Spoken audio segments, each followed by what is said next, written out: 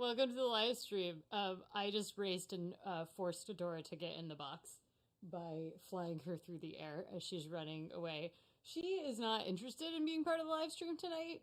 Normally she's quite good at it, but apparently she wants us to be on the couch, and she's trying to herd us to the couch rather than coming in here and trying to break into the party. This is not a relaxed kitten. But who knows? Maybe by the end of the stream, she'll be relaxed. She just jumped out.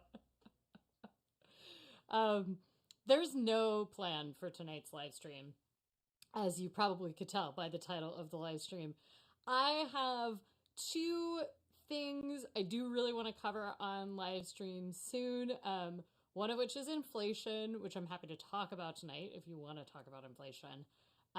And then the other of which is why Taylor Swift is re-recording her albums and like some of the finances behind it, because a lot of kind of newer stuff came out this week in financial journals around the legal stuff behind Taylor Swift re-recording her albums. And I do think it's actually a really fascinating look into how artists make money and things like that. So the reason we're not talking about that tonight, even though it's very topical, because Taylor Swift just released a new version of her album Red this week. It went bananas, broke all sorts of records on all of the things. She released a 10-minute version of the song All Too Well, and it is essentially just crapping all over Jake Gyllenhaal, her ex from 13 years ago. So it's strongly suspected to be about Jake Gyllenhaal. Anyway, there's a lot to cover, but I didn't want to do that until I'd done enough due diligence. One, because I know Swifties are super intense and I don't want to get anything wrong. And two, I only thought of it as a topic on Friday night, and therefore I did not have time to dive enough into it. So Lamo here, totally obsessed with All Too Well at the moment. Yeah, it's like it's very satisfying to listen to. The SNL like live one, I definitely forced Aaron to watch because I was like, here's the thing. It's just phenomenal that this was like one full live take and they had like a movie playing behind it, the like snow falling, leaves falling, all of these things. But yeah, we'll dive into that on a more full stream. Ablejack wants to talk about inflation. I appreciate your enthusiasm, but you may be in the minority. I love to talk about inflation, and I also don't think that I don't really think that most people want to talk about it beyond a cursory amount, but we will be doing an entire live stream and probably a show devoted to inflation. It's very much a hot topic right now, and I think it's a little overblown how hot of a topic it is. But the reason I actually want to put that one off is not because I'm underprepared to talk about inflation, because I could talk about inflation till the cows come home, but because I need to set up a thread on the forums where I would like to have people submit their own places where they've noticed inflation in their life. Like, we can look at the consumer price index all we want and look at the different basket of goods that make up inflation statistics in the US. We can look at the basket of goods for the Central European Bank. But I really want to know in people's individual lives, places where they've noticed inflation, because I've had like really subtle things at the grocery store, like the price of extra firm tofu has been so stable for so many years, and it now has like seemingly permanently increased, as well as like, you know, just very specific grocery items. I've noticed that.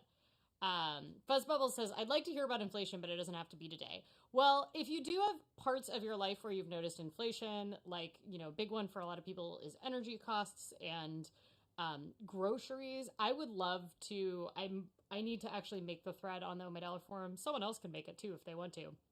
But I just kind of want to have the Oh My Dollar inflation index with real examples from your life of places where you've noticed inflation or deflation, because there is deflation in some key things in the economy as well. It's very fascinating.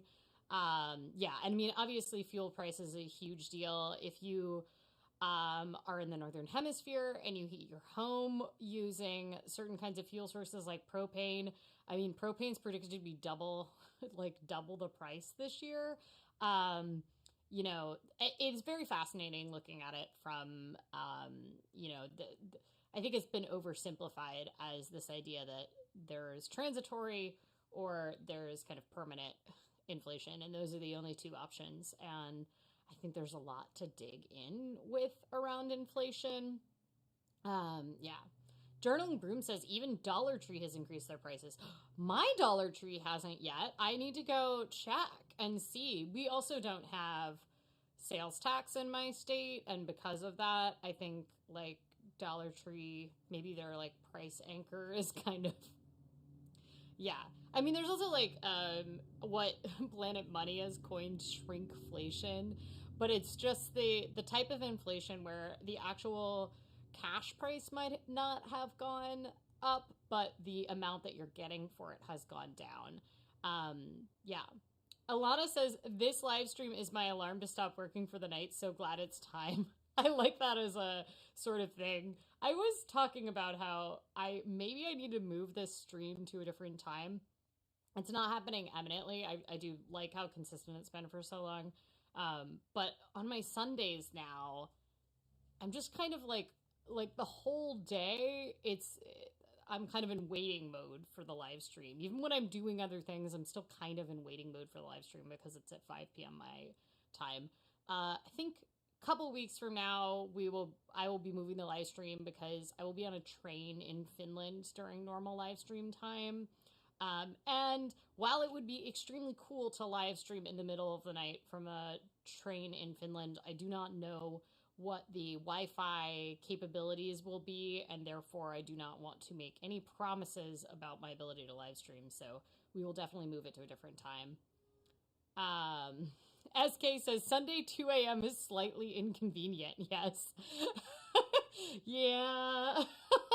Well, and that's the other thing, too, is like when we first started doing the live stream, even pre-pandemic, I was alternating the weekend time. So I would do 11 a.m. my time, which was the evening in Europe.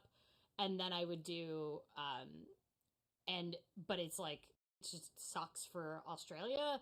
And then I was doing 5 p.m. my time, which is good for Australia, but is not good for Europe. And we were alternating, and then just kind of, it seemed like, because my audience is so much larger in the US and Australia than it is in European time zones, we kind of moved it. Yeah, we were on Saturdays for a really long time. We were Saturdays at 5 p.m. until, like, I don't know, like 6 months ago or something like that. And that was by vote that we moved it to Sunday. And I will also say we've had better attendance on Sundays since we moved to Sundays. So I think that's better than Saturdays. The Saturday nights thing worked really well during lockdown. But as places started reopening, people started to actually have plans on Saturday nights. And since for all of the East Coast and West Coast US people, and the middle of the US, not to ignore you all, for North Americans, the Saturday streams were in the evenings. Saturday evenings, people do things again. And some of it was a summer thing. Maybe it wasn't even 6 months ago. I don't know. I've lost complete track of time. Are you like deeply offended that it's almost the end of 2021? Because I am. I have been, kind of, what's the words I'm looking for?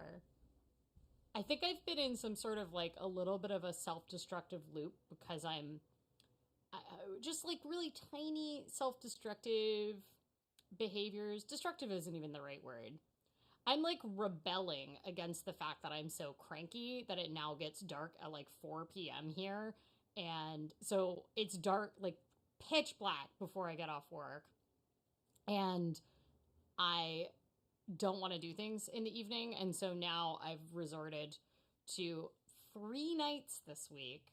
I stayed up way past my bedtime. So normally I go to bed between 9:30 and 10:30 p.m. here. And I have been rebelling and starting books in the evening when I should definitely be like working on other things, going to the rink, whatever. But it's like dark and rainy and cold, and it's already been dark for hours after I get off work. And so then I'll be like, screw it, I'll just read a book.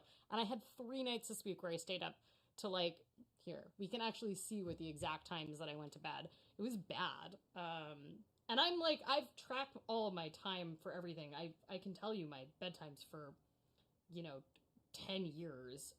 So it's not like a mental thing where I'm like, oh, no, I do go to bed normally at 10 p.m.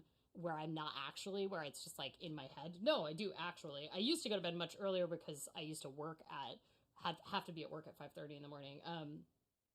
But yeah, okay. So on Monday night, I stayed up till midnight, 12:17 a.m., so midnight, past midnight, which I have not done in ages. And then I did it again on Thursday night. I didn't go to bed till 11:16 because I was up reading. And then last night, which was a Saturday night, but I didn't get up. I didn't go to bed until 1 a.m. So, yeah, really poor choices that I've been making. Like, really poor choices. I did read like 1,500 pages this week, so. And this is not like redeeming reading because I have like, this giant study book I have to do and German reading and stuff like that. But no.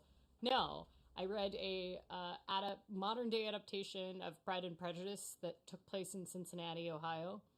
I read a novel-length fan fiction, and I read Red, White, and Royal Blue, which is a queer romance. I wouldn't call it YA because they're actually like young adults, not like they're not teenagers. They're adults in their 20s.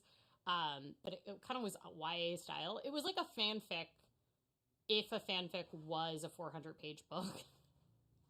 And it was Red, White, and Royal Blue is the first son of the United States falls in love with the Prince of Wales.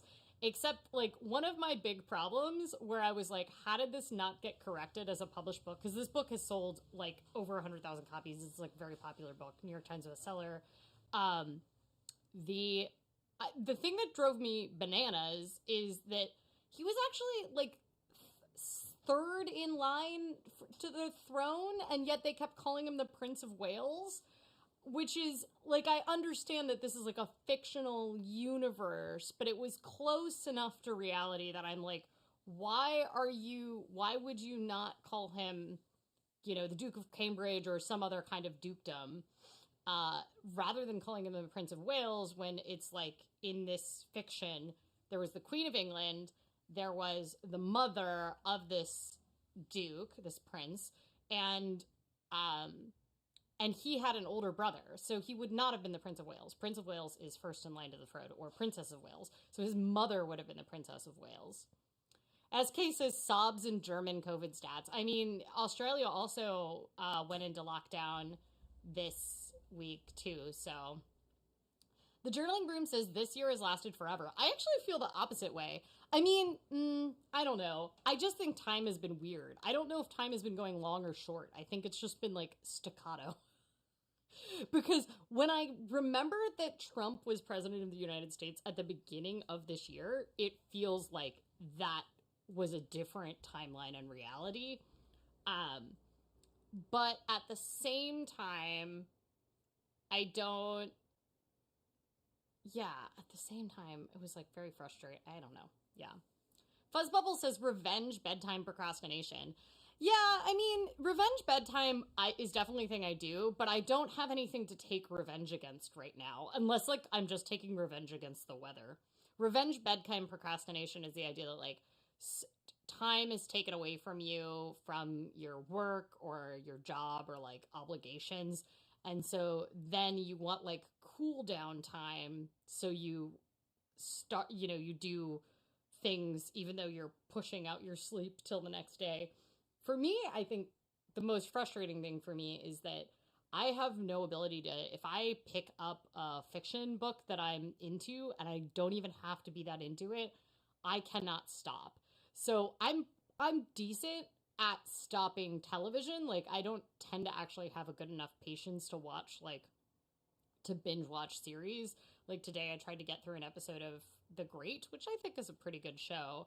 It took me the entire day to get through an hour television show because I would stop and I would do other things and blah, blah, blah. Reading, if I start a fiction, like a noveling fan fiction or a actual novel, even if it's 680 pages, if I'm into it, I just don't stop. So I just won't go to bed. The journaling room says, fall is the perfect reading season. Well, I'll show you what I need to be reading. I need to not be reading modern adaptations of Pride and Prejudice. I need to be reading the Series 65 manual. This is the only pleasure reading I'm allowed to do.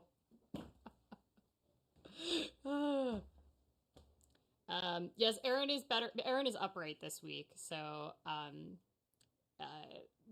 if people were on the stream last week, Erin was running our extremely long stream about Britney Spears last week from the couch because he was sick. So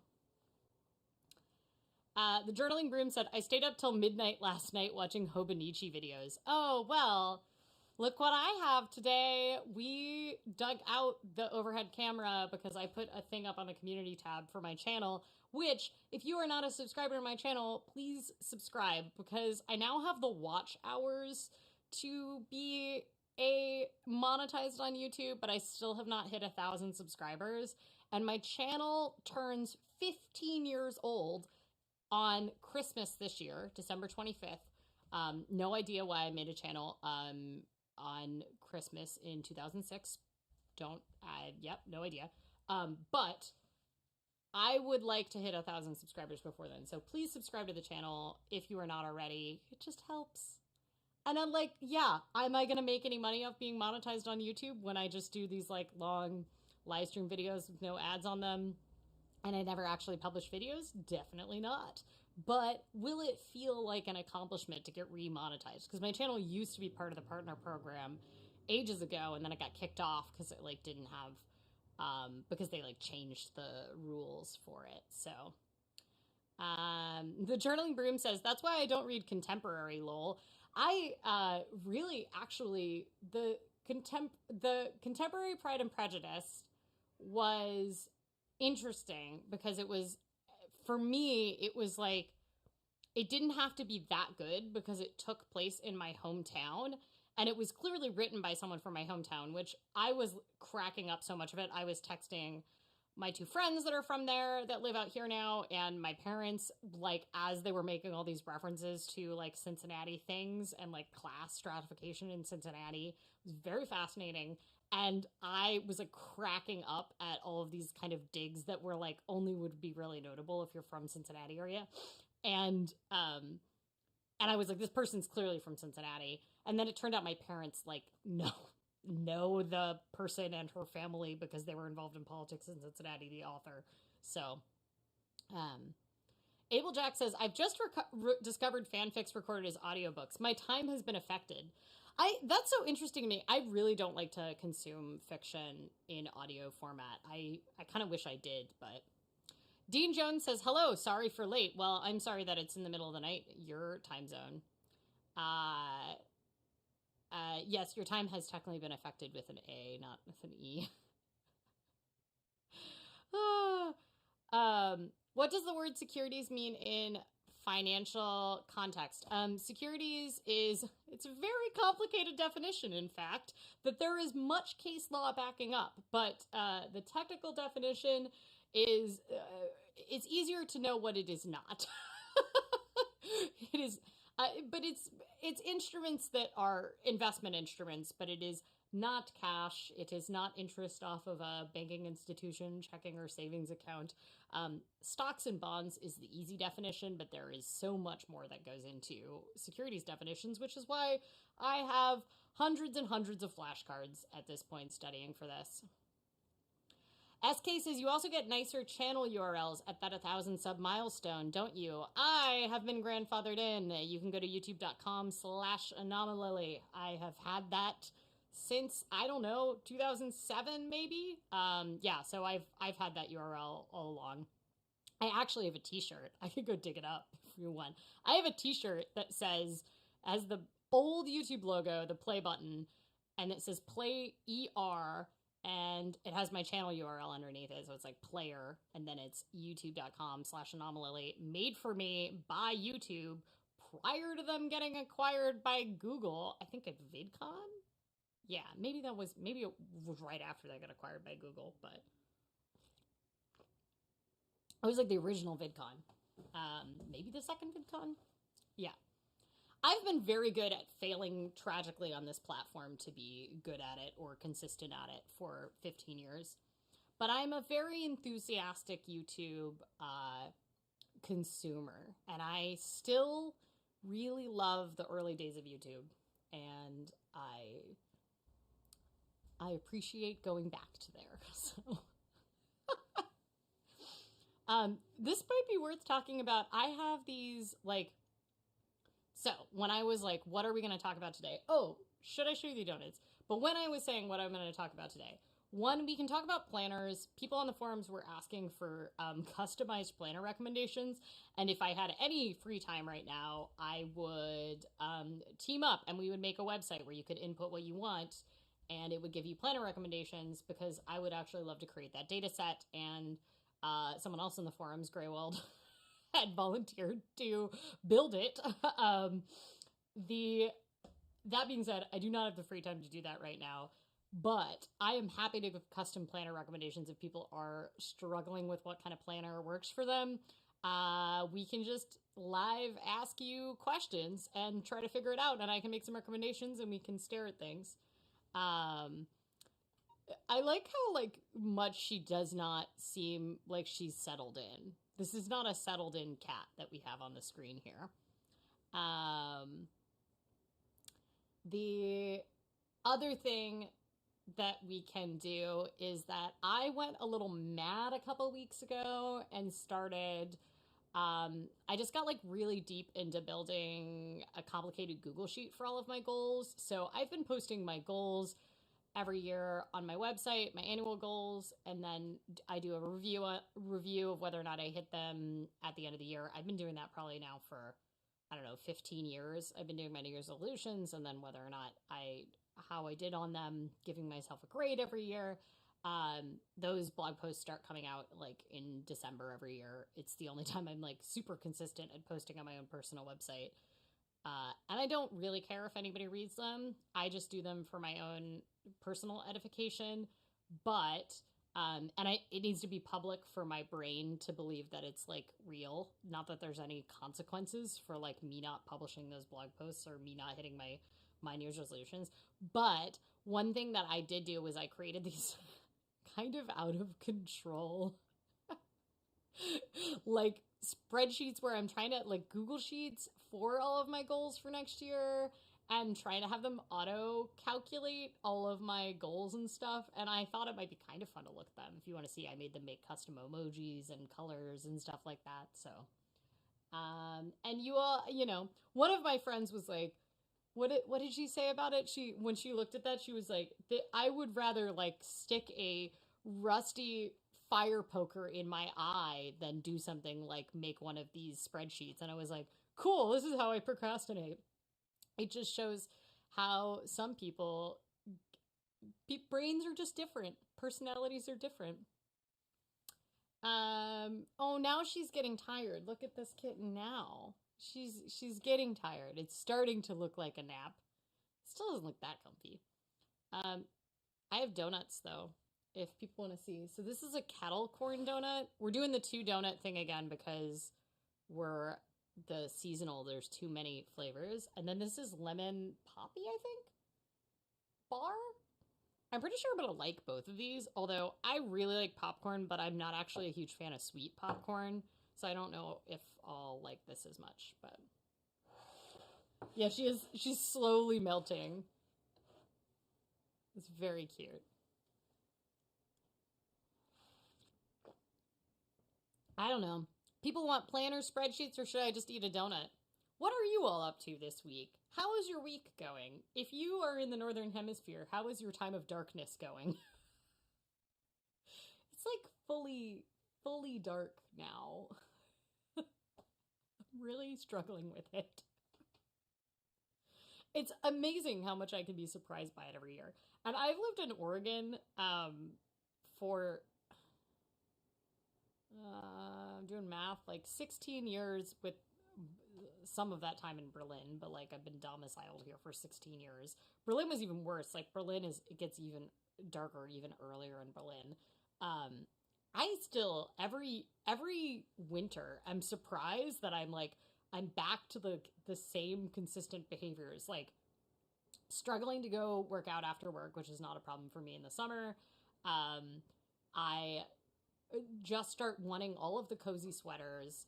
I start reading trash books, and I don't want to go see anyone or do anything. Kendrick says sunset at 4:30 is hard. Abel Jack says I got boosted and I feel like cold poop. Yeah, hopefully you recover quickly. For me, it was like 36 hours of side effects, and I got them real hard. I actually talked to a Wall Street journal reporter today about vaccine side effects and choosing to do the heterologous vaccine schedule where I mixed J&J. Did you get the same thing? Because my completely not scientifically based anecdata is it seems like a lot of the people who got the same booster, like the same booster series, had less side effects than people that did heterologous vaccine schedules where they got a different kind, but I don't know. The journaling group says it never bothered me before that it got dark so early until this year for some reason. You know, it's been a year, so getting annoyed by things that didn't previously annoy you, I get it. Abel Jack says 3 rounds of Pfizer. Yeah, I guess it's just random. I have some friends that just didn't have any side effects from any of them. Dean Jones says, must admit I'm a good hibernator, so I don't mind the dark so much. Bit tired of being cold, however.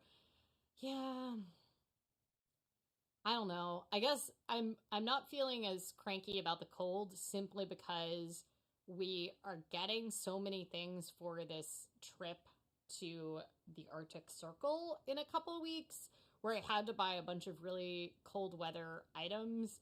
And so now I'm like, oh, at least I get to test them. It was like freezing here. It was like 30, 33, 0 or 1 degrees Celsius here this morning. But yeah, but it warmed up. It got all the way up to like, more reasonable, normal cold temperatures. Aaron says I got the Moderna booster after the J&J and I didn't feel the booster at all. That is not true. You were tired after your booster. You took a nap on the couch. You never take naps. Aaron is lying. He is selectively remembering his booster side effects. 100% lying. SK says, wasn't even that cold here, but still took a lot of effort to move outside at all.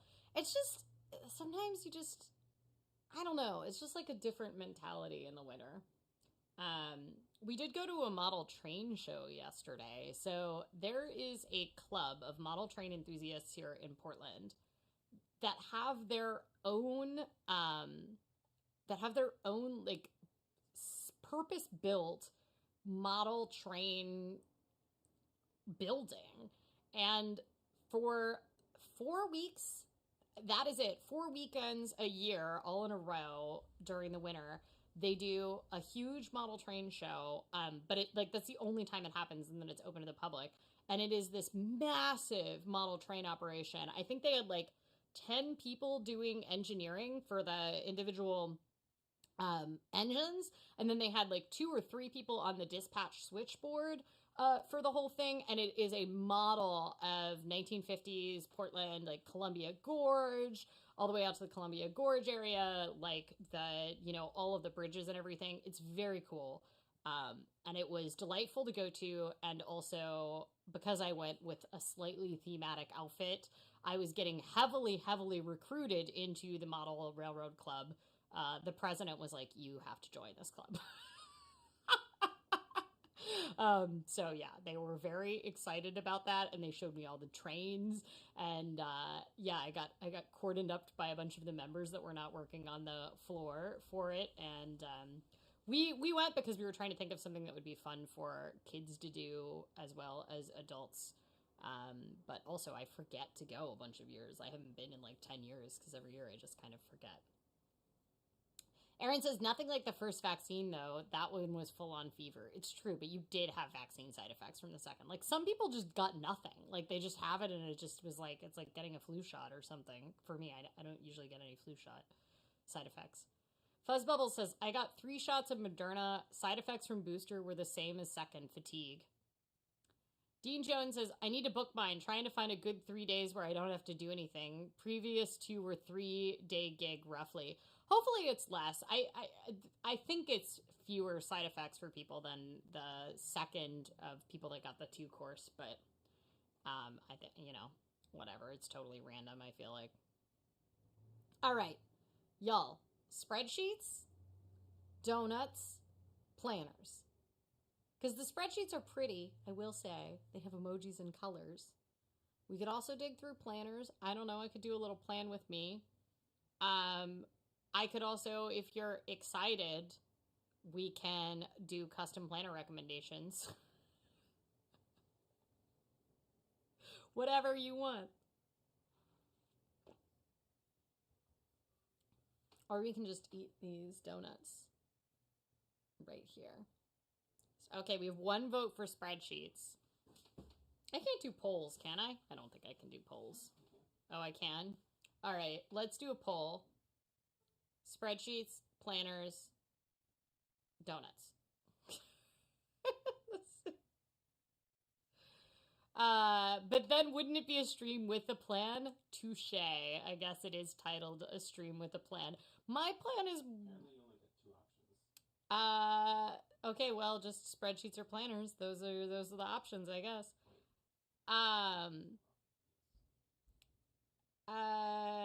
The Dean Jones says, wouldn't it be a stream with a plan?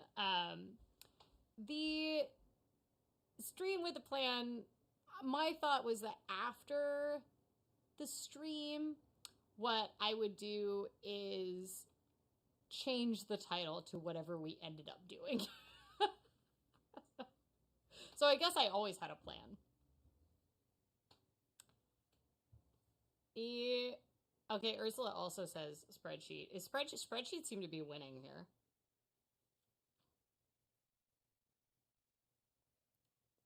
We can always go back to the planner. I mean, we really don't have much going on here. Planner's overwhelmingly won in the thing. All right, we'll do a little bit of the goals spreadsheet. So let's see if I think I still need to screen mirror. Boop-a-de-boop. So this one, which I've linked to like the sample below, I believe it's in the description. It is at least in other videos. This is my like dashboard. This is not where I actually budget. This is just how I report out on if I've hit like the percentages that I want to hit for various things.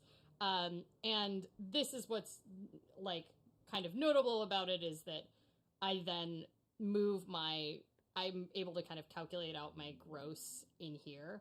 But what I added this week was, or last week, I added this like percentage thing where I'll have this little conditional mark. So it'll be like a little no emoji if I haven't hit it, and it's conditionally changing the colors based on it. But one thing that I was interested in, because I track all of my hours, is that I was able to actually track what my hourly wages were for the different things that I work on. So I added this hours worked spreadsheet because I track all my hours on all my different projects. And this one it auto calculates based on the day if I'm on track to work as many hours as I want for the, like, based on my goal. So I set my goal in the spreadsheet over here for how many hours I want to work on things. So, I want to do this many hours of volunteering. I want to do 90 hours of volunteering this year. 150 hours of language study. I just put 1735 for my day job. I don't really care. I'm actually salaried. I'm salaried, non-exempt at my day job, so I would get paid overtime if I worked overtime, but I don't. It's not like a thing that is an option very often. And then it shows if I'm on track or not. And so the 65 studying is studying for my Series 65. I am behind on that. We will update. And then skating hours are in here as well. As you can see, until I got vaccinated, I didn't start skating, and the rink was closed for a good portion of the year. But this is actually like tracking where it is based on that. I did this not because I'm actually super worried about these hours or had hours goals for this year, but I will next year. And so I wanted to see if this would work. So this shows me if I'm on track based on what today percentage of the year. This is actual today's date percentage of the year. And I redid a quarter 4 percentage since I didn't start studying for my Series 65 until quarter 4. I'm able to like track it not based on percentage of the way through the year, but percentage of the way I am through Q4. I don't know if any of this makes sense to anybody. And what I was trying to do was make using Zapier, which is like it's like if that then this kind of API access programming that I was trying to get Google Sheets to automatically link up with Toggle, where it would pull it and then it would add it and it would sum these automatically. But currently I'm actually like adding these myself. So where it gets more fun is that I did this for more goals. So I have my little percentage goal, which includes my income goal for next year. So I'd like to make $60,000 gross. I don't know if that's going to happen. But income goal and then my percentage goal. I'm not actually positive what my goals are going to be for savings next year because it's like my income is a little more up in the air. But I'm able to actually like set these goals for how many hours I want to spend on various things. Let me see if I can just hide a bunch of these rows. I'm on an iPad, so it's harder for me to... Nope, that's not what I want. I was trying to hide rows, but that doesn't feel possible on an iPad. Yeah, the shift select so that you can actually see it there. But yeah, it's like what percentage, and I was testing this out. So currently it says I'm on track because the reason everything's on track for 2022 is that currently it's 0% of the way through the 2022 year, so it doesn't actually matter. But then I did this for my goals that are not just about hours, because hours are great, but like if you could spend a ton of hours on something and not actually accomplish it. So what I did was I set up number-based goals for things that are my output rather than just the hours put in. This is also helpful because I'm able to see like where my hourly wages are lowest based on the type of project I'm doing and everything. So students taught, miles biked. I don't know what I'm going to do with miles biked. I don't normally set a miles biked goal, but I've been tracking it for like 15 years. So, and it's gone down like obviously a ton over the past 2 years because I don't have a commute anymore. So I I don't know if I'm going to do miles bike. Like, what am I at this year? Knowing that I didn't really have anywhere to bike to or go to. So, oh, that's skating. Wait, miles biked. So, yeah, in 2021, I'm at 714 miles biked. And last year, I've already beat 2020 because 2020, you can just like look at this. It just dropped off. You can actually see my total. You can see when I stopped commuting to work. Look at that. You could see like the beginning of the year. That was how many miles I biked per week, and then you just like can see lockdown in that because I didn't have a commute anymore. So, and then in 2019, I biked 1,400 miles, which was also 1,411.5 miles. It was also lower because I broke my wrist, so it's like, and I traveled a lot of the year. And then like 2018, 2017, 2016, I was pretty consistent around 2,500 miles per year. So I don't know. Biking for me is a utility of how I get from point A to point B. But if I'm not biking very much, it usually indicates that other things are not as satisfying in my life. I feel like getting back to 2019 levels next year is doable. 2016 levels, probably not. So, yeah, who knows? I definitely not getting back to 2013 and 2011 levels when I had a 20-mile day commute on my bike. Packages shipped, Patreon packages, subscribers, which, another hat tip to subscribing. I think I want to try to hit 5,000 subscribers next year. I don't know. I'd have to actually publish videos. But then one of the things I want to do is I'm tracking how many videos and podcasts I publish and stuff like that. So I am going to figure out how to update these kind of more dynamically. But, and then what's cool about this is going to break down my hourly wages and everything. So like my year-to-date hourly, blah, blah, blah, based on this. So I can see like based on how many hours I spend on my dollar, what my hourly wage is, what my gross hourly wage is versus what my hourly wage is after operating expenses and stuff like that. So the gross line in these spreadsheets is fed from after my expenses. So the thing that I have to figure out is like, I have this, like, this is like the backup spreadsheet of all of my miles biked. And this dates back till 2013. I have files before this, but like it's in this exact data format since 2012. So I can figure out how to get that spreadsheet to auto update into the other spreadsheet, I think.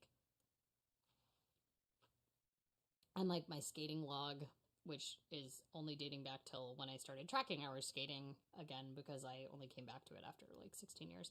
So, those are the spreadsheets that I made. And I was inspired by these study spreadsheets. So I started making like a little emoji oriented way of studying for this exam. But I'm not actively using this right now because unfortunately it got extremely annoying to update it because it couldn't like auto update. So I don't really know what I'm going to do with that. But yeah, those are the spreadsheets that I'm currently doing. Those are my scoreboards.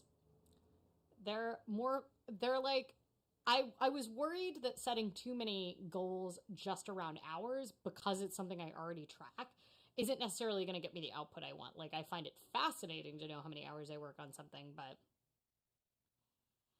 Dean says, do you ever worry about Google combing through all your data? I do, but I'm not sure how useful it is to expand that worry energy. I agree with all parts of your statement. Like, yes, Google is 100% combing through my data. Do I worry about them combing through my spreadsheet of how many podcasts I've published this year? Definitely not. Do not care about that in any way, shape, or form.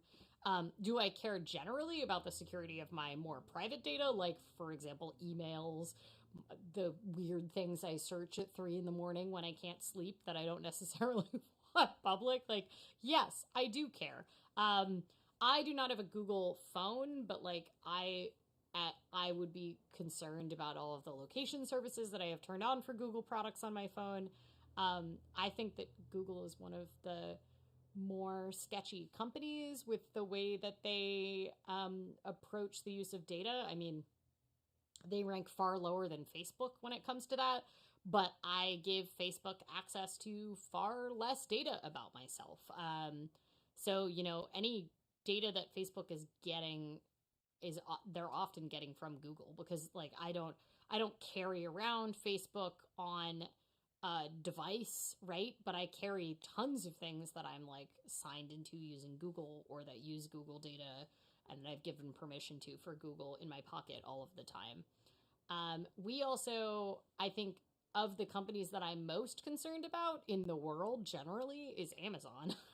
And because Amazon, just as far as I can tell, has no heart. Like, I think Google believes maybe that they're doing good things for the world, but I think Amazon just like straight up does not care and just wants to make money. I don't know, that's my personification of the brands. And having an Alexa in my house, I'm like, this shit's going somewhere, and they're doing terrible things with it, I'm sure.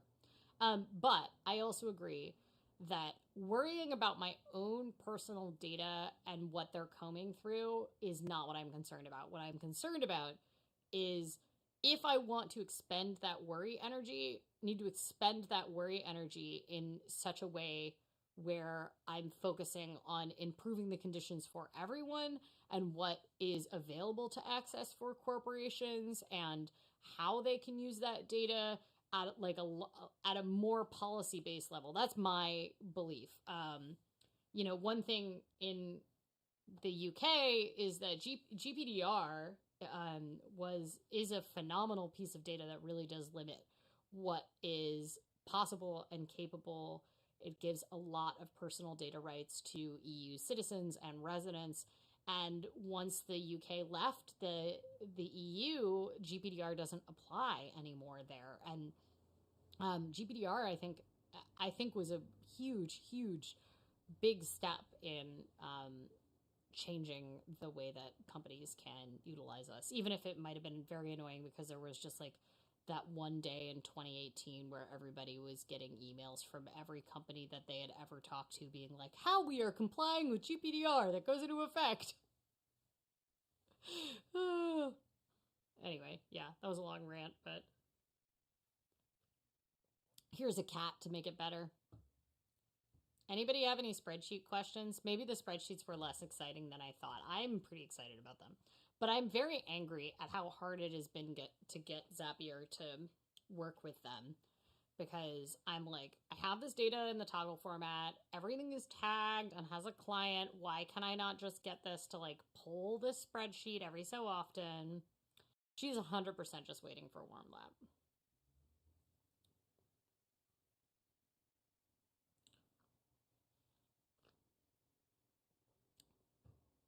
Yeah, I think she just really wants us to come out there and be laps for her. Should we do a donut intermission? Let's do a donut intermission. Let's do this popcorn donut. Oh, thank you, Mary Jo. Mary Jo said that my spreadsheets were very cool. Thank you. I appreciate your reassuring me that they were cool. Look how pretty this kettle corn one is.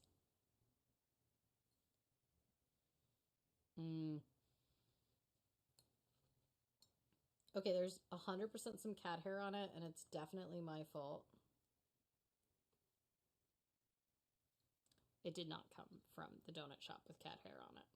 That came in our house.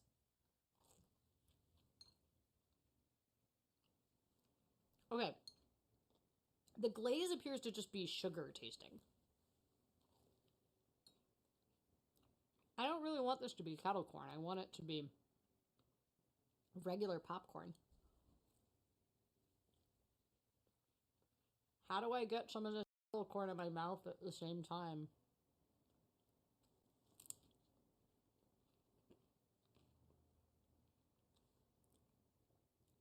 Okay, the kettle corn is kind of delicious.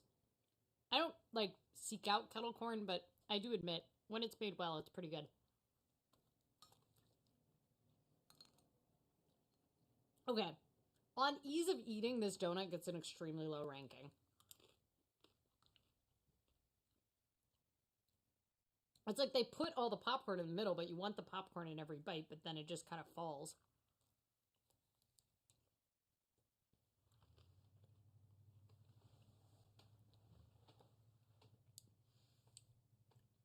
I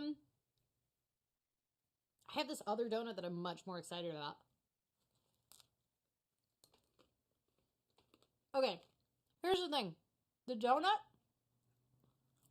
don't care. Would rather just eat the kettle corn.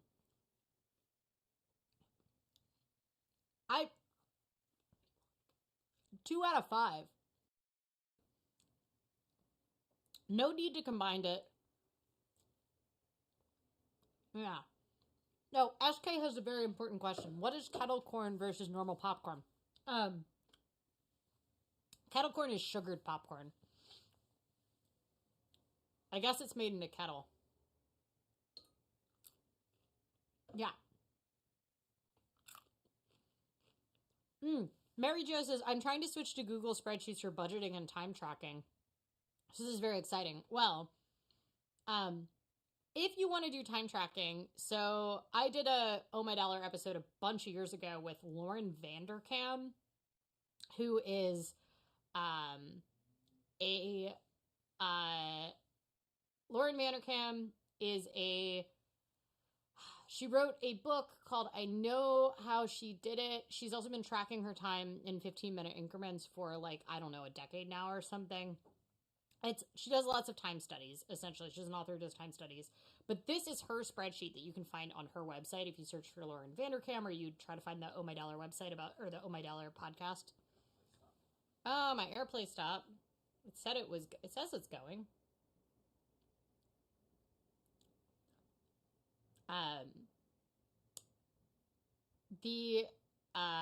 But this is her spreadsheet. Why is it not working?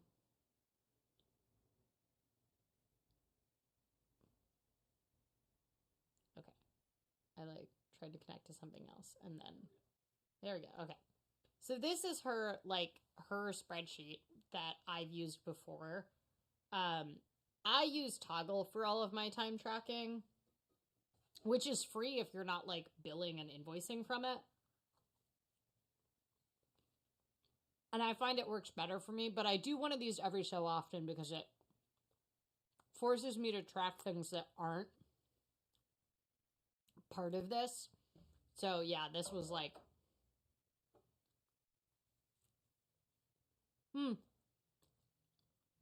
this was the week before everything shut down in March 2020.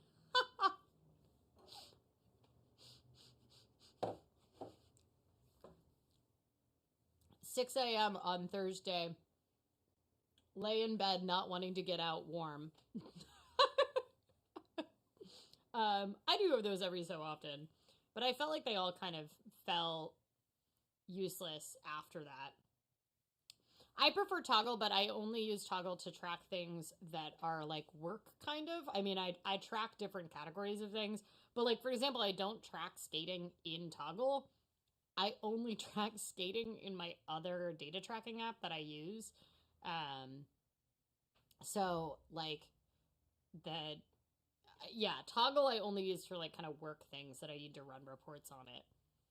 Yeah, wasn't it a blast from the past, like looking at like what life looks like when I was like biking to multiple offices and stuff? Look at that. Couldn't sleep, scroll, scroll, scroll. Yep. Yeah, like what different things I was doing at the station versus my other job. Anyway, very interesting. The as far as like the budgeting stuff, I still use YNAB, and this is really not about budgeting my expenses. This is just about looking at savings and stuff like that, which gets me my total savings percentage and everything, which I partially do just because I can't really run that report easily in YNAB. YNAB does not have because I do like, I save like 43% of my salary pre-tax through my job, my take-home pay doesn't count towards my like savings category, and then like when I transfer money out of my on budget accounts, anyway, I just am not able to get like a clear savings picture in the same way. So I do this, but you know, for me, my budget is still really YNAB. I actually tried to download this newer app called Copilot that a lot of people are switching to for finances today to see what it was like. One thing I do like about it was that it was very good at, it was like super easy to add the connections between all of my accounts. But the annoying part for me was that like it really only viewed your budget as like 1 month, like a set amount in your budget. And so like in an individual month you could like go over. And I'm just so used to YNAB sort of philosophy of like, yeah, 1 month you might spend more, you just put more in that budget that month. Or like, for example, right now I'm spending tons of money on travel expenses, but I've been saving in that category for years. So like, sure, I might be over budget for the amount that I spend on travel this month.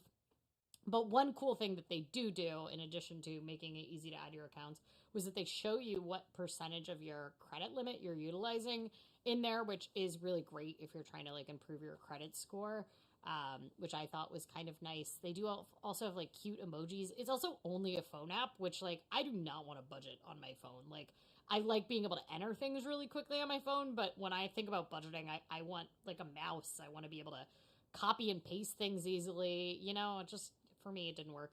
But it might work for some people that want like a more low friction sort of thing. YNAB is like way over the top for a lot of people. And the price is jumping up for a lot of people, which is why. Dean says, I like the idea of tracking your goals. I imagine it can keep you focused.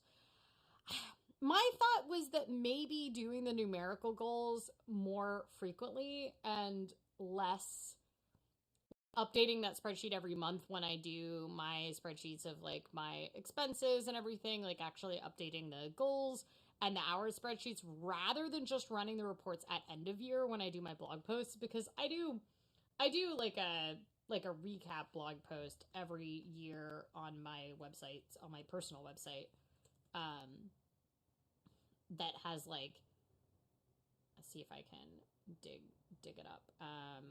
I also usually do a mid-year check-in, but like, so I'll do whatever my goals are for the year on my website each year, and then I will, if I look at the goals section, I will also do like a review. I mean, the 2021 is probably a really bad example. But yeah, it'll show like what I did and didn't do. But doing it at the end of the year, like even though I'm passingly aware, and I often do, like, yeah, there was a whole section for COVID canceled in 2020 because obviously I was not doing certain kinds of events and stuff like that. Yes, I gave myself an A+ last year. So I also give myself a grade, but that does not in any way correspond. It just corresponds to how I feel about things. And the grade was an A+ because I survived 2020, which, you know, unfortunately other people did not. So yeah, I've been doing these for a really long time. So Mary Jo says, I got YNAB 4 from ages ago. Yeah, I've been on, like, I have YNAB 4 still on a, if you look right in here, I have YNAB 4 on a thumb drive, just in case I ever need it. One of these thumb drives is just labeled YNAB 4. I finally transitioned to their online one in, I think, early 2019, maybe, I think. And I do appreciate some things about it, but I still use it in a lot of ways similar to how I used YNAB 4, but I've just gotten to the point where like I upgrade my computer and it's working less and less. So yeah. Ursula's in a Google Sheets template for budgeting. I know a lot of people who find a lot of success with doing a Google Sheets template for budgeting. I think I have one, if you search for the live within your means Google sheet. I also think I've linked to it on the Oh My Dollar website and stuff and all of that. I believe that it is useful. That is like a really cool one if you kind of want a very built out sort of template. You know, YNAB used to be a spreadsheet template. That's what YNAB used to be before it became like full on software. So, the the other, I actually started working on so I also for the past couple years have been doing like a prediction of how much I'm gonna like spend in the next year.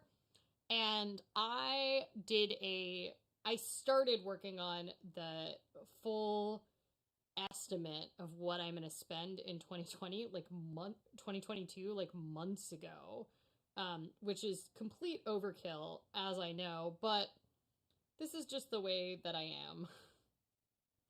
The big thing for me was that I'm hoping to attempt a Guinness World Records trip, and I needed to start budgeting out in the spreadsheet like how much that was going to cost. So actually, this is more spreadsheets. I just love showing off spreadsheets, apparently. So I am attempting this. This is not the one that I'm using, so I can put it up here. But I am hoping to, depending on COVID, attempt this Guinness World Record trip in 2022, summer 2022, which is the Guinness World Record for fastest time to travel to all EU capitals by scheduled surface transportation. And this is one of the older versions. As you can see, I've gone through several different versions of what it would look like to be able to do this on public transit, which buses I would be using, blah, blah, blah, blah. And I wanted to figure out how much this was actually going to cost. So I started adding up. So it would take like 20 days. And I started adding up because one of the big problems is that, there are a lot of, there's like different ferries that I have to take and everything. The reason I started doing my expenses for next year so early was that I was trying to figure out like, oh, do I really need to save a lot? Because normally with train travel and with public transit, you may just choose to go on the cheaper option. In Europe, you could do a Eurail pass or something, which doesn't allow you on every train. But if I'm going for this kind of world record, which is a speed record, I don't get a lot of choices. I have to take the train that will get me there fastest or the ferry. And so I wanted to see what it would be. And I added up the total cost of the trips. Put it somewhere. Where did I put it? In one of these spreadsheets. One of these many, many spreadsheets. I did my estimate of how much it is. Is this just like way too extra for people? I went through all sorts of different like ideas of how it was going to be. I think I have a cost version somewhere in here. I can't find it, but I went through and I found like the average pricing for all of those trains and those ferries and like what the high end was so that I could actually do an estimate and how much it was going to cost to stay over in hotels and everything. So that's the reason I put things out so early, was just me trying to figure out how much I needed to save, not wanting to take it out of my regular kind of savings, wanting to save in a different bucket essentially for it. It looks like it's going to be about $3,000. I'm not actually staying in a lot of hotels. It's just that a lot of the trains in Northern Europe are going to cost a ton of money. So that's the current long-running one. All right, should we eat another donut and then do planners? Anybody have any spreadsheet questions? I told you there was no plan for this live stream. I have plans for a lot of things, as you can see, but not this live stream.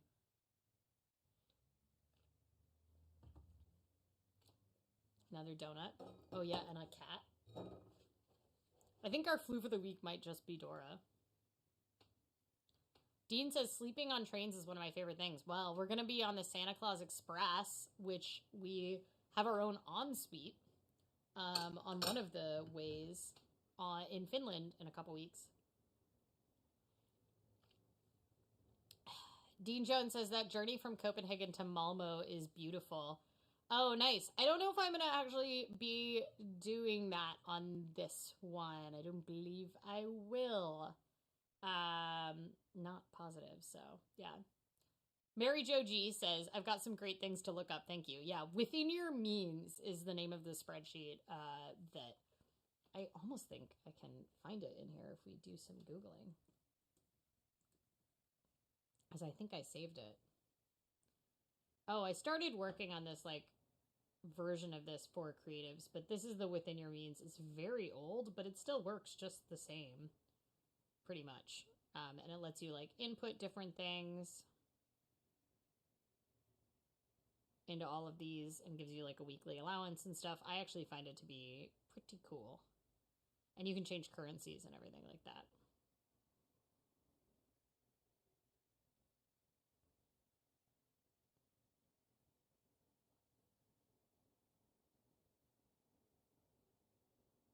Yeah, it's from 99 originally, but you could still use it.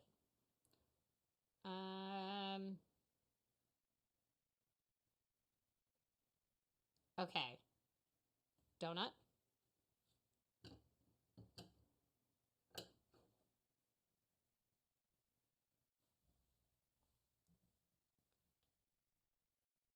All right. This is, what is it actually called? I can't remember. Let's find out. It's Poppy something?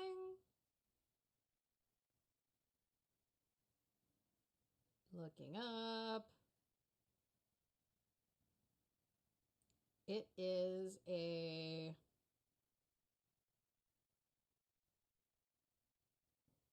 Meyer Lemon and Poppy Buttermilk Bar. It has fresh juiced Meyer Lemon glaze. It's very pretty.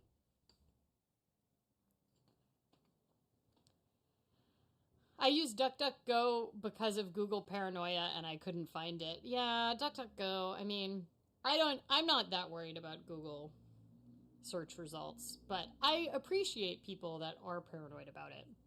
You're probably smarter than me, but all right. This is like a hard donut.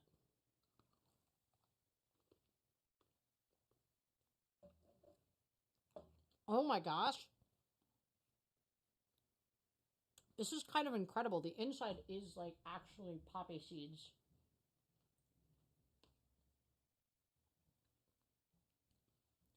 This flavor is incredible.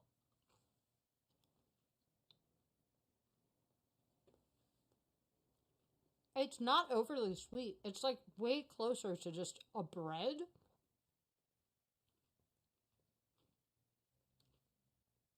The glaze is super hard, but this is very good.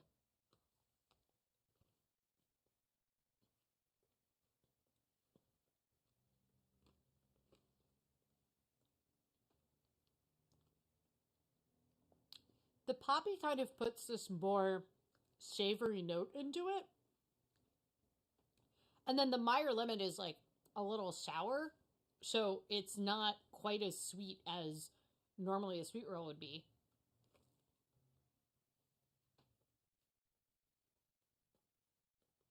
This is really good.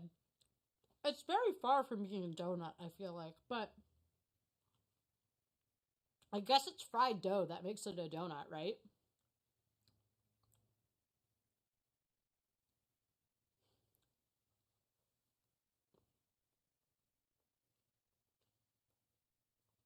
There's like a fluffy hole in the middle of it. Am I gonna get demonetized for this? Mary Jo says, I love poppy seeds. They're like nutty almost. Yeah. That is kind of like a good description. It's kind of like a nutty taste. Am I not gonna be able to pass a drug test now? Because I ate this poppy donut? Is that a myth that watching Seinfeld on airplanes has taught me? Or is that true?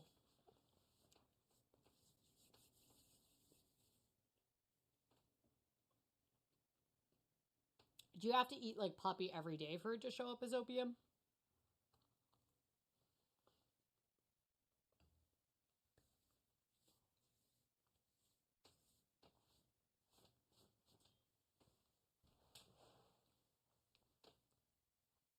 It's so funny because I avoid like poppy seed bagels, but when you kind of put it in this sweet thing. Mary Jo says, no, it's real. Well, that's good to know. I don't think I'm in dire risk of getting drug tested anytime, but although I'm working on a federal government contract right now, and my company is pretty badass. We work on a lot of government contracts, but we have this particular federal government one right now. And at some point, my company was like just straight up like, no, we will not be drug testing our employees for this federal contract because we're not working on site. We're all like just moving data around or something like that. There's not like a liability risk or something like that. But part of me was like, hey, you can drug test me. Do you need me to do you need me to be the project manager on it? I got clean everything, but Mary Jo says, nope, it can be a poppy seed bagel if you're like tested within the next hour. Oh, okay. What's the like half-life of poppies in your system where you test positive for them? I guess that's the question is like, how quickly does it get out of your system? Because that's one of the things with marijuana, right? Is that it sticks in your system like way longer than a lot of harder drugs. Because it's like, marijuana, I think, is like, depending on your body size and your metabolism and stuff, it's like a month or something like that. I don't know. Luckily, this is not a thing that worries to me or applies at all, but we are doing a great job of getting this stream demonetized. Oh no! Lights are going out.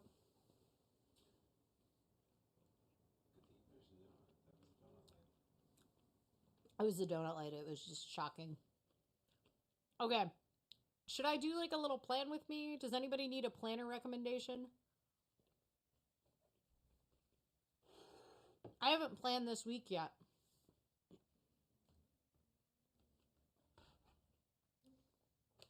So, I'm going to plan this week.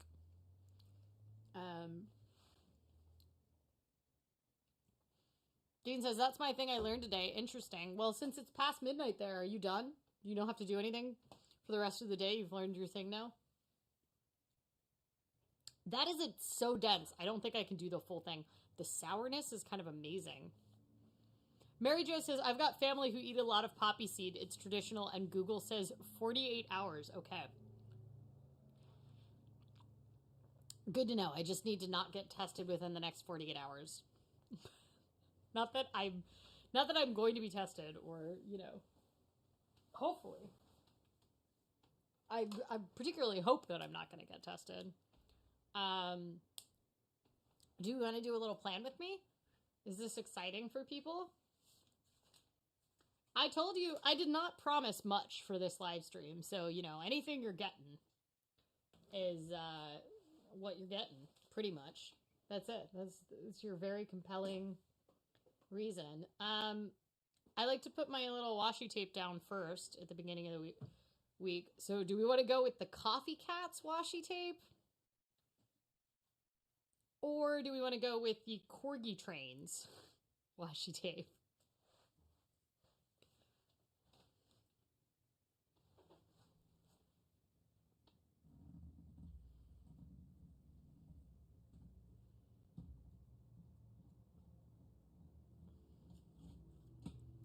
I think the Corgi Trains. I guess it's a holiday for a lot of people this week. In the US, it's Thanksgiving. I am not taking off work, nor do I like to particularly celebrate a holiday that seems to be mostly about meat, denying genocide of Native American people, and football. But I do like eating food, but I will not be celebrating. I am working. And yeah, not really my holiday, American Thanksgiving. I like to celebrate. All right. We got our washi tape now. This means I cannot stay up till like 3 in the morning or whatever. Okay. We'll put in any appointments first in the week. How's this looking? Can I... Man, this camera is... I have to move, but then I'm like on a weird part of the screen, but... Okay. So... This is my stand-up at work. All I'm doing is pulling these off my Google Calendar, which for some reason is displaying Sunday first, even though none of my other views do that. Okay, and then 4 to 5 is PT appointment. Then I have skating class.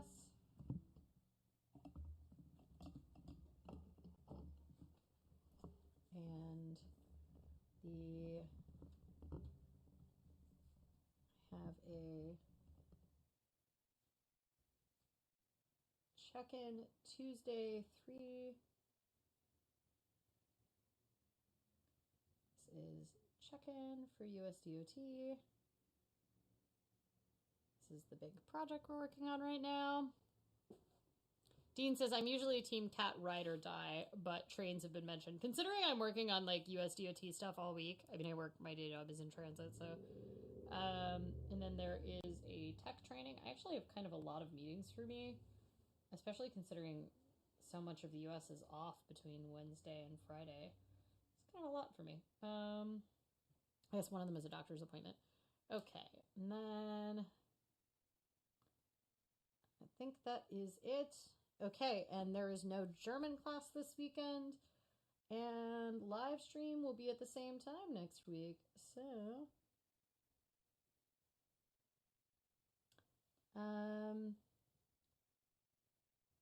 what should my color palette be? So, oh, my dollar stuff I have to do fulfilled by Amazon box.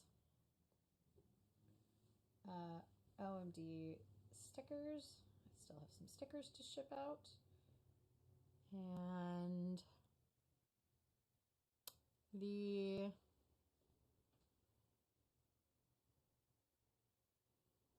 what else do I have to do this week?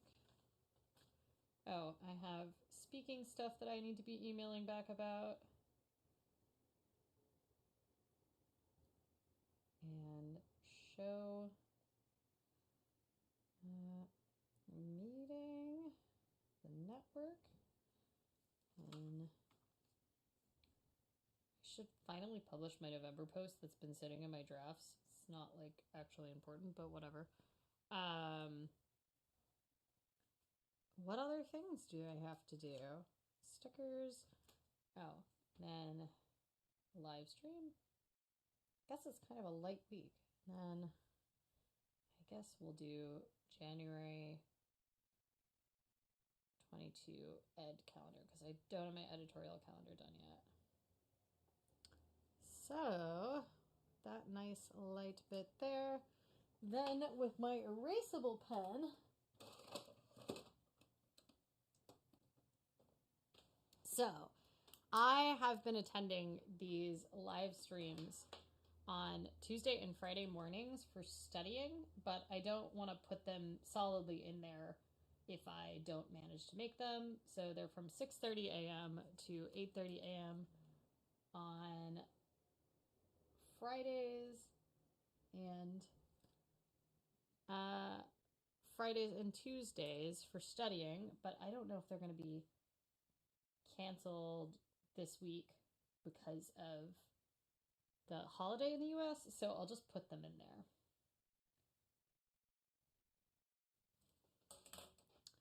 And then I have tons of things that need to be bought this week. So believe it or not, I think that's going to be my next header, is to buy, because we are leaving on a trip and I still don't have some things. Okay, so hat, scarf. Some of these I might not have to buy, but okay, adapter.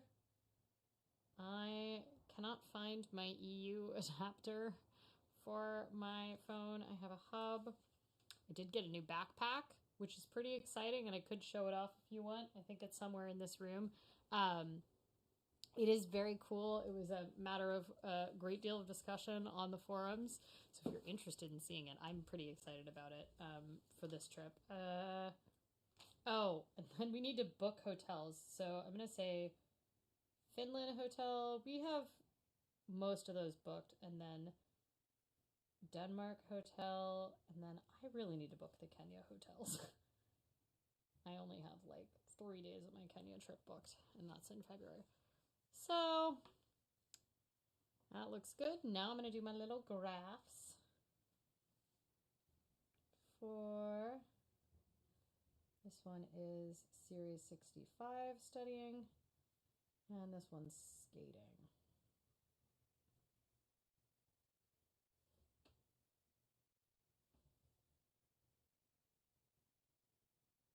Monday, Tuesday, Wednesday, Thursday, Friday, Saturday, Sunday.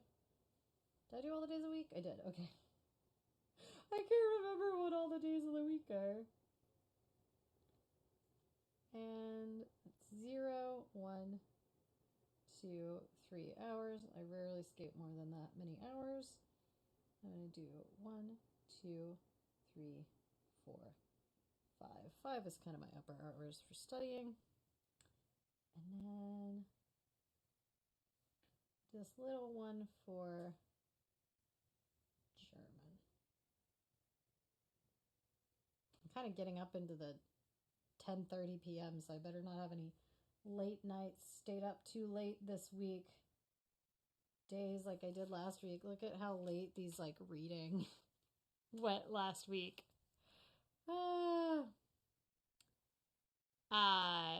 Ursula says, scrolling REI sales right now because my long underwear is dead. Last week we went to the thrift store that's like for adventure gear because we've got this Finland trip and I just need, it's going to be like negative 25 Fahrenheit in the Arctic Circle. That's like the average low. And so we needed more cold weather stuff. So we got most of the stuff. I got snow boots. I got like a puffer coat, both used, and like gloves and stuff like that. So I think we're going to be okay. I hope we're going to be okay. But I have a couple other things I'd like to get. I would like to get some but this is the big debate. So to take it off planners for a second, I got this backpack from, which I love. I'm like so into it. Because I was gonna need to, I normally travel with a really small backpack, but because I needed so much like snow gear and stuff, I didn't think it was gonna work. To use my smaller backpack, and we can't bring the rolling bags because you literally have to slay your bags because there's so much snow on the ground where we're going. But what's cool about this is a backpack that opens like a suitcase. It's a very cool company. Cotopaxi is the name of the company. They do a lot of great works around sustainability and living wage and working with the community that makes the bags. And each of these bags are made, the ones in like the wild colors are made from offcuts from larger runs. And they're allowed to, each one is like uniquely designed by the person who sews it. They pick the colors and decide what it looks like. I picked this off the website, so I got to pick the colors, but you only saw the outside of the bag and you didn't see every angle. And now I kind of feel like the colors are a little too, they're not quite the colors that look right for my color palette.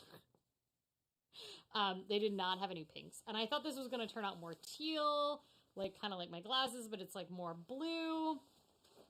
So I actually ended up ordering this same bag in just a more boring, like all teal in the non, like every type of color version.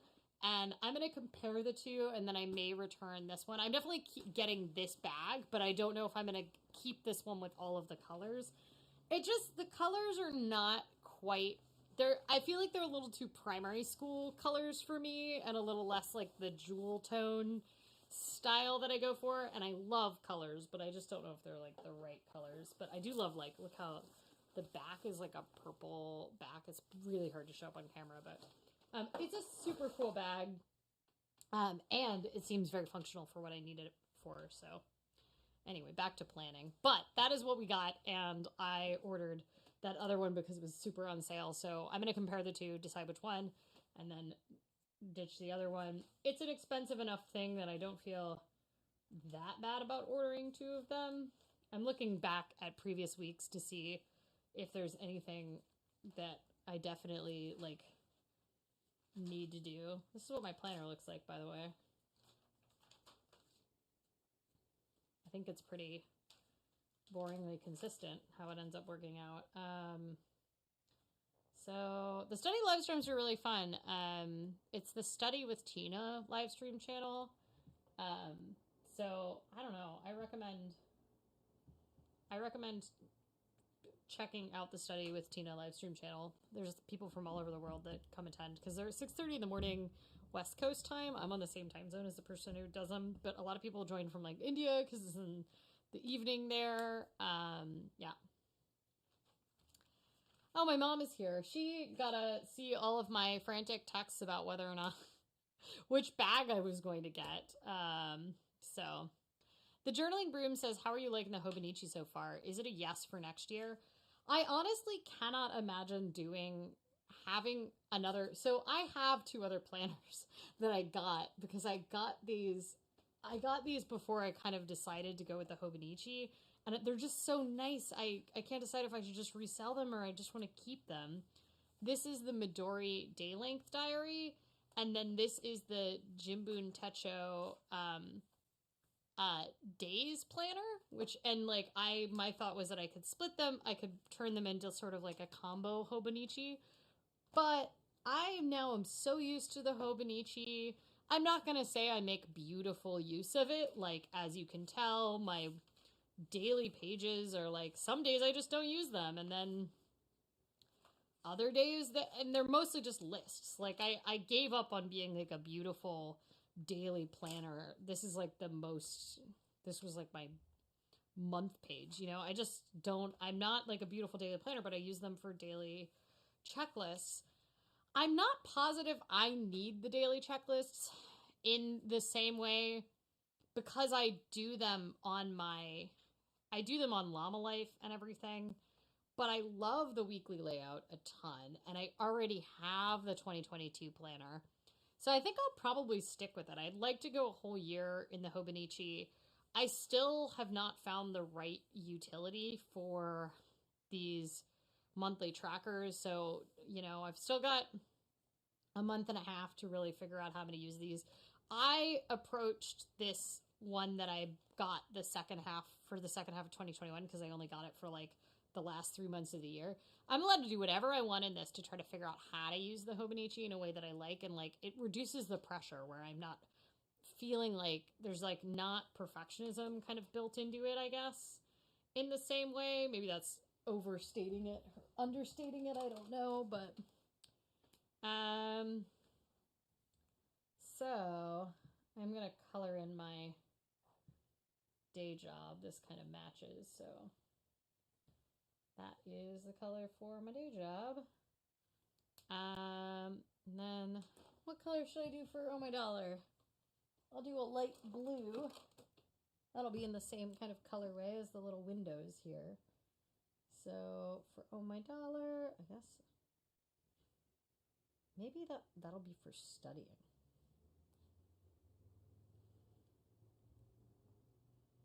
Yeah, I'll do that for studying. And what color should skating be?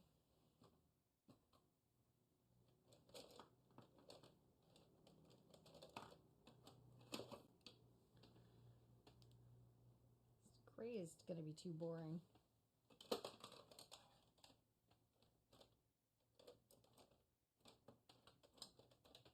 So I think the answer is yes. And I think I should probably sell these, but I'm just so attached to them. They're so cute. So I think, yes, definitely doing the Hobonichi next year. But like, they're so pretty. But I should probably resell these. They're hard to get a hold of, so I'm sure people will want them. They sell out a lot in the US.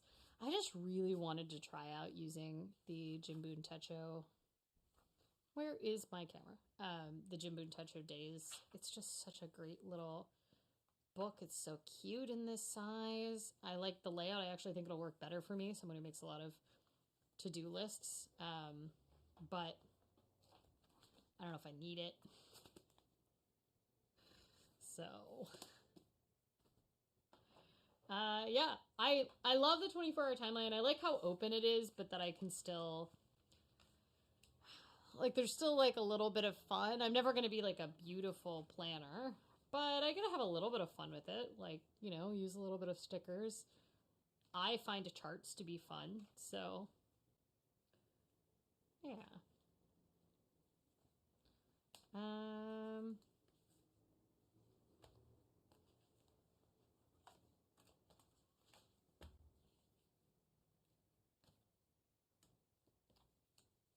This is my little live stream sticker I've decided. This little bat. I really like these. I'm not like a heavy sticker user, but I use more than none. Some people like cover their things in stickers, and for me the function of the planner is still more important than the stickers alone. So what else do I need to do? I have German homework, but we don't have class this week, and then I think the week following I'm going to be gone, so yep. I guess I'll make Oh My Dollar. I'll make skating be brown, because then if it, I only skate like 4 to 7 hours a week, which means it won't take up that much of the spread, because I don't really, brown is not my favorite color. I don't think it's many people's favorite colors. I need one more color here. Well, we'll find out. Yeah. That's what my boring planner looks like.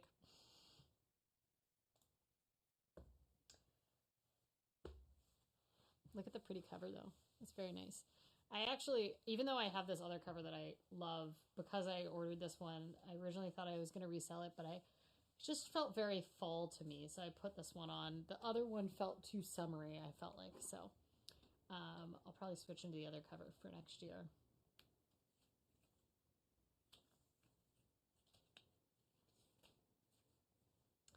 Yep. I do still like having the planner, still like having a paper planner. I don't know, the Jim Boone Techo is still like the little days book. I love it. It's so cute, but I think I'm still on board with the Hobonichi. I like how open it is.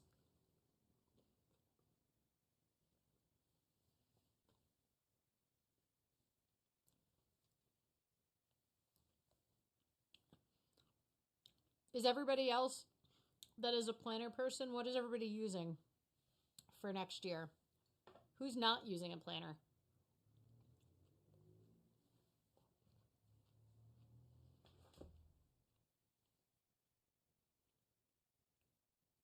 Oh, looks like we may have a kitten joining us in this room.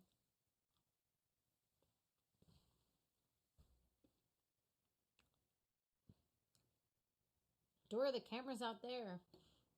Oh no, we have to put this up because I don't want to get cat hair on that bag in case I return it. And it's in a box, so the cat might jump in it. Ursula says, I'm in the Moleskin Weekly. The Moleskin or Moschini, I don't know. It's Italian, I think, right? So, but my thing with them is like, I like their paper. I like their like the look of them. I am very annoyed by the fact that they only have horizontal planners. I'm glad it works for other people. Horizontal does not work for my brain.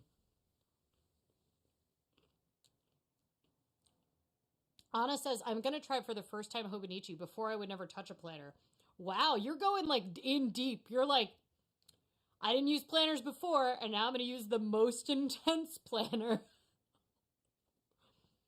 Welcome to the cult. I feel like I've actually when I was researching it and deciding if I was going to buy one, I felt far more like invested in the cult and like buying stickers from shops and being part of the communities. And then it did its job. I just kind of went into using it as a planner and I stopped caring as much about being part of it as a like community experience.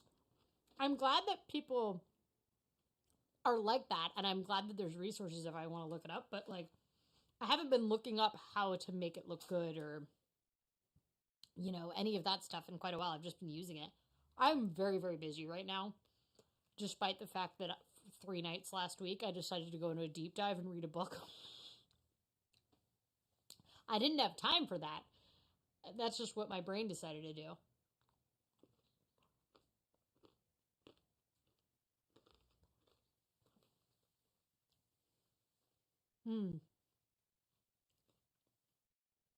I just finished that donut, so I guess 4 out of 5.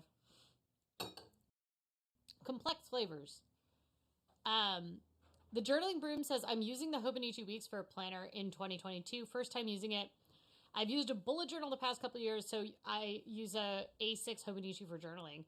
That's a cool combo. The Hobonichi Weeks, I love the things that they go in and like the size, but I can just not even with horizontal. I just cannot. My brain does not think in horizontal time. It does not work for me. As you see, like even my like large daily pages in my planner are like all just like lists in vertical format. Like if you look at my like I just think in a vertical way. So yeah, that's just the way my brain works. The Dean says, I just started. I'm using an old Filox Fax Personal, which is a bit small, but I had paper, etc., so it shouldn't cost too much. Doing it cheap is a great way to go. I can't stand rings, but Dean says, since my phone died right after I started mine, it's been an absolute lifesaver. Oh, that's amazing. Because I use my Google Calendar as my work calendar, because it's like what everybody in my company uses, I wonder if I could go just full paper. But I also upgraded my phone this week, and they have this like new focus feature where I upgraded my technology. I am an old and I can't adapt. I know in like 2 weeks I'm going to even forget all the things I'm annoyed about, but upgrading all of my stuff. I was having really slow computer issues on both my work and my personal computer. And my phone, like essentially everything was not working properly. So I went whole hog and upgraded all of the things to new operating systems and everything. And because of that, I have not been adjusting, and I feel like I don't even really trust my digital calendars right now because I don't know if it's going to notify me. Anna says it's because I became like somewhat of a boss, so I have a lot of things to write down or I will forget.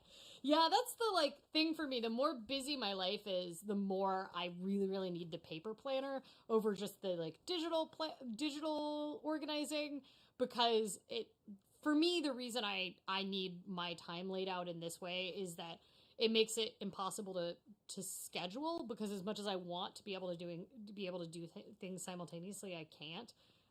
So yeah, I need the paper has the physical limit, but I got really, really into planners mostly when I was working 4 or 5 jobs, because it was impossible to coordinate all the calendars digitally for me. It just wouldn't work properly. Ursula says, I thought, oi, I tried their project planner for work and terrible, too much structure. I basically had to go to an emergency notebook shopping for my usual because my brain. Sometimes you just gotta work with the stuff will work for you. Cheryl says, I can't figure out focus. Me too. What I don't understand about focus is the new feature on all of the Mac OSs. So it's on your phone, but it's also on your computer. And what's confusing to me is that I have multiple computers, and one is my work computer and one is my oh my dollar and everything else computer. I don't understand what's going on. I don't know what it's doing. It's like a custom do not disturb, but I'm constantly paranoid that I'm blocking or not blocking the right people. I'm also really bad at like just generally, I don't actually look at my phone all day when I'm at work. Um, it makes some people cranky in my life because my phone is irrelevant to my job. I almost never have to call people on my physical phone. I rarely get calls. I'm not on like the phone tree for work. And so I just don't look at it when I'm at work. So yeah, I don't know. I think it annoys people, but I often don't respond to text messages. Also, sometimes I'll see them and then I'll be like, oh yeah, I'll respond to that later. And then it's like 3 days later and I'm like, crap. Because I'm like, I'm not in the mental place to like have the tools I need to respond to that right now. Fuzzbubble says, I mostly plan on Google Calendar, but I use Mossery as a journal and I love it. You know what I learned? I'm just not a journaler. I want to be a journaler. I will journal in quantitative data, not in qualitative, and I'm okay with that. Dean says, I am backing up with Google Calendar to be fair, which lol to my plan to keep Google out of my life. If you can keep Google out of your life in all domains, you are a stronger person than I. I just don't, I'm not willing to do that fight. I also can't. At my day job, we run entirely on Google Apps, and I spend a large chunk of my day arguing with Google Transit as my job. So Aaron says, what I don't understand is why even when Do Not Disturb and Focus are on, notifications still show up when the phone is open. So bad for streaming presentations. The same. Like, I don't understand why I have Do Not Disturb on and then notifications are still showing up. Like, when I'm sharing my iPad, if I have Do Not Disturb on, do you really think you need to have a pop-up that tells me the new Economist news article that's been updated? I don't understand what you don't understand about Do Not Disturb. Cheryl says, your father can't send me a text at 6:30 a.m. It's stupid. Wait, does it, like, actually block people from sending texts? Or does it just, like, not get... Oh, yeah, now it says, wow, and do not disturb. Oh, my God. I can't handle it. I can't handle it at all. There's just too much going on. Aaron says, it sounds like you already have focus mode in your head. I guess I do. I mean, my phone is always on D&D during the work, but now, like, focus is, like, multiple things. I don't know. Ursula says, basically me trying a new notebook work situation during a big promotion was a bad idea. If it's working and you got the promotion, don't change that system, maybe. Although Anna says that they had to change to their Hobonichi because they got a promotion, so I don't know. I'm annoyed at how boring my spread is this week. I'll have to do some work to make it prettier. It's okay. It'll get pretty once you start adding in the data. I don't like to add in things until they're true in this. Oh, all right. Well, I don't know. We didn't talk about inflation. Oh, apparently my mom can't text her husband, my dad, when focus mode is on. I don't understand it. So wait, I have a question. If I just turn on focus mode all the time, does that mean that no one can text me anymore? Because that sounds kind of great.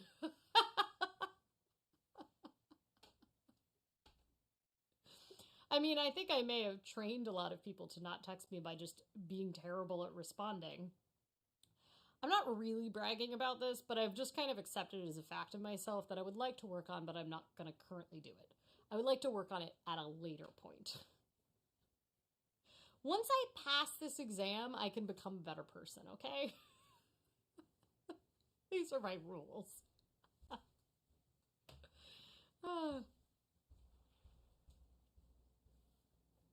I think we're about to get another cat cam here. All right. Well, what are people up to this week? Are Americans having the holiday? Are people doing the Thanksgiving holiday? I am working. I will also probably be shipping a lot of packages on Friday. I'm not doing any big, like, small business Saturday. I did small business Catterday the past couple years. I'm not doing any big promotions for Black Friday or Catterday or anything, Small Business Catterday or anything this year. Mate sent it on an email just to encourage people if they are going to buy my book as a gift to try to buy it. But I haven't restocked Bourbon. So yeah, which is one of my big gift sellers. I only have like a little bit of Perna Colada left. Essentially, this is just not my focus this year. It's hard because this is like my 5th year of doing Small Business Catterday, owning a small business. And I just I don't have the energy, and I know that if I put just a little bit of effort and time into it, it is usually when I make most of my money for the year, but just not focusing on it. Iris says, hi, still live? I'm so happy. Well, thank you for joining. As you can tell from the title of the stream, we're just wandering around. We looked at planners, we looked at spreadsheets, we ate a donut, so welcome. Iris Bear says, my favorite books just came out as a TV show, and I'm very excited about it. Are you going to share what they are, or are you just going to let us guess? I am watching The Great right now. That is the thing I'm working my way through. Fuzzbubble says, my favorite local tabletop game store is having a big sales Friday, so I'm braving shopping for them. Whew! It probably won't be bananas out shopping, I will say. Black Friday of 2019, I was working in a Starbucks in a mall. And it was, more packed than a normal year. Still retail shopping. Everybody's doing stuff online. A lot of retailers started Black Friday all day already, so. Cheryl says, I need to ship out Christmas gifts. Write a book or a graphic novel for a Christmas present. Oh, that's so cute. I wrote a book that's also kind of a graphic, not novel, that I will sell to people to give as a Christmas gift. Mary Jo says, working, following my Thanksgiving dinner with my parents and some family friends. Fuzz Bubbles says, Wheel of Time. I just started watching it. Like it so far. I haven't heard of that one. Is that like a fantasy book? I feel like I can see the covers. Like they have like big. I feel like I can see a paperback library cover for Wheel of Time, but I don't know if I'm making it up. It's like a sorceress, and then it's got like a big, large clock behind it, but then it has Roman numerals on it. Did I just make that up? Ursula says, I just bought a Lego typewriter as a promotion celebration, so probably building that. Amazing! Are you going to use it to type in your notebook? I guess you probably won't be able to put a full notebook into your Lego typewriter. Apparently everybody else knows what Wheel of Time is. I just don't. I'm a capitalist, not a capitalist. It's okay. I feel not bad about my books. I give a lot of them away, and I don't feel bad about selling them at all, because you can just not buy them if you don't want them.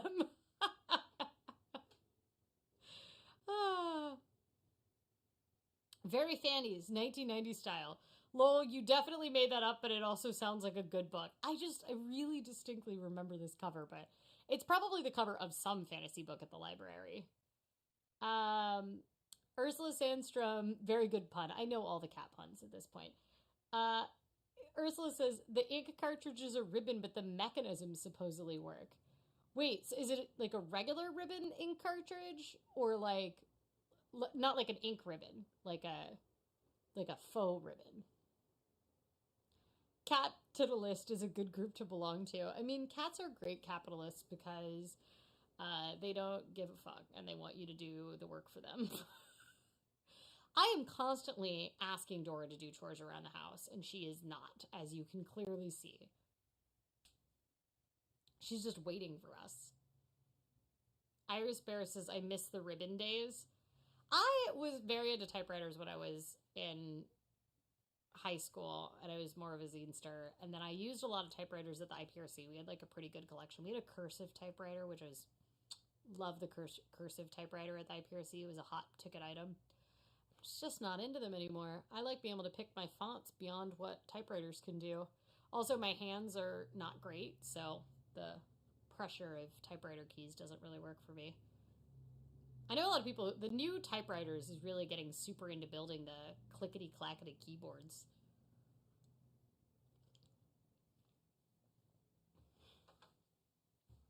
I like how they light up, but I like my keyboards to be as light as touch as possible, which seems to be the opposite what everyone else wants. Iris Bear says, one of my cats have begun biting me when I take up her spot in my bed. Oh gosh.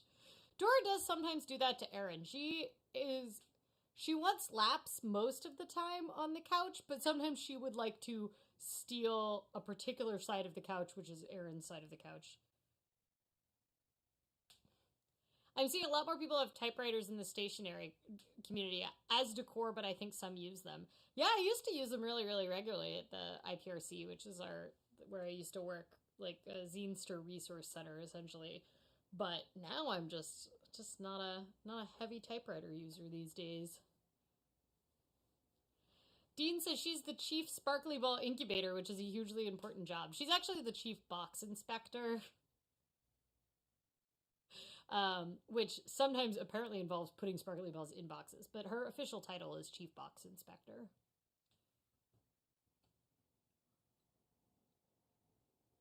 Maybe I'll get her to write my Small Business Saturday email. Normally I write it from my voice, but maybe I'll write it from the voice of Dora.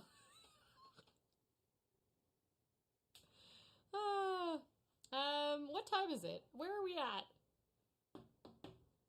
We've been streaming for almost 2 hours. I feel like it's time to be done. My 15-year-old wants an old typewriter for her roll-top desk. I approve.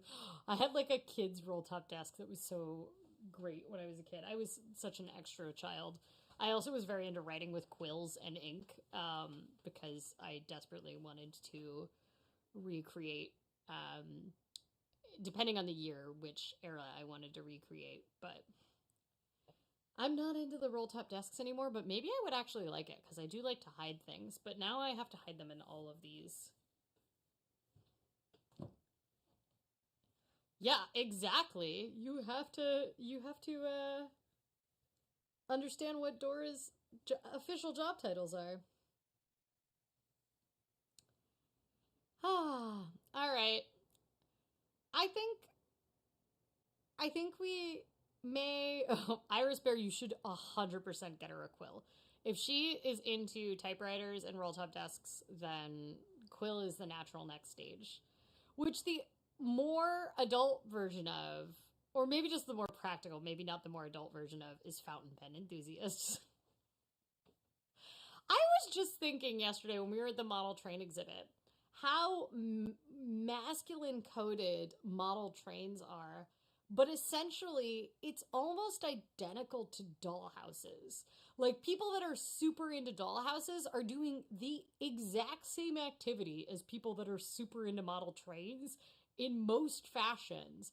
But it's very interesting that one has been masculinely coded and one has been femininely coded. So that's it. That's the extent of what I have to think about. Although I may be about to be recruited into the model train club. They were really trying. They even had like a little vote where they said if they had enough quorum, they all unanimously had voted where I would not have to be an apprentice member and I could join. Iris Bear says, I am no good at quills. I did study the art of calligraphy for a hot minute, though. So my college was very, like, has all traditional kind of style of classes. However, they have this thing that happens every January in between the 2 semesters called Paideia, which is anybody that's part of the community of my college, including alumni, professors, staff, admin staff, students, can teach a class on anything. And it could be as short as like a short lecture to as long as like a week and a half long class if you wanted to do. And the thing that was notable about this is that calligraphy was a really big part of Paideia at my college for a bunch of years. to the point where everything was calligraphed on like every you can still like all of the drawers in various parts of my college, you can find like beautiful calligraphy in all of the drawers. This is all the end of this story is to tell you the reason were different fonts on the first Apple computer is that Steve Jobs went to my college and took the calligraphy at my college, and that convinced him to put fonts on the first Mac. And that's why he was so into typography. And that's why we have the papyrus font. Fuzzbubble says, were you wearing your conductor costume? I didn't go full conductor costume, but I wore like a bow dress that I have that actually looks like Miss Maisel. I wore my conductor hat, and then I wore my train rail earrings, my 3D printed earrings. So, yeah. But also we were just nerding out about trains together. And talking about like the history of urban planning in Portland. It was great. The people that are enthusiastically part of a model railroad club to the point where they give up like all of these weekends to build this exact model and then like run it in this elaborately choreographed thing are exactly the kind of people that you would think are. Like it was like it was like so perfectly typecast. It was very cool though. They had like the full Columbia Gorge, and they had like a whole logging section because that's obviously like a huge part of the history of Oregon railroads. And they actually had like a model log dumper that would dump the logs, float them up the river, like take them up to be cut. They had like a forest fire going on in the background with like thunder and lightning and everything. It was very cool.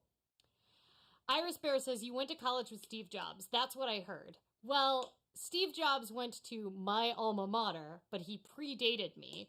Although my dad actually worked for Steve Jobs' company, so he knew Steve Jobs. I have lots of old Next Step stuff because my dad worked for Next, which was Steve Jobs' company between Apple and going back to Apple. And I grew up using Next computers before we switched. So Next boxes were my first computers. Dean says, I tried to study Tibetan calligraphy for a short period of time, but since my Tibetan is terrible, it was oof, but it's beautiful for sure. Yeah, calligraphy is gorgeous, but I can barely, I'm just happy I can write regular stuff. So, Iris Bear says, I haven't done model trains, but I do love the look, and that may be my future. I'm not like into, everybody kept being like, you have to join our club. And I was like, I'm a rail fan, but I'm like more into riding passenger rail and passenger rail than I am into model trains. And they were like, you need to help us come get our passenger rail better because we don't actually have the appropriate passenger rail for the time that we're emulating. And I don't know, they're just so adorably enthusiastic. It was just very fun, but it was such a cool exhibit. I mean, it was a very cool exhibit. They had like a scavenger hunt for everybody to do. Like a scavenger hunt for everybody to do all the like look for various things that were hidden. It was a really impressive model. So all right, we've been streaming long enough, and there was no point to this stream whatsoever. We are not gonna have Floof of the Week because I didn't really feel like it was like super fair to bring someone's Floof of the Week into this totally random stream that we're doing. I almost made this a patron only stream, but I felt like because I advertised it so late, I shouldn't make it a patron only stream.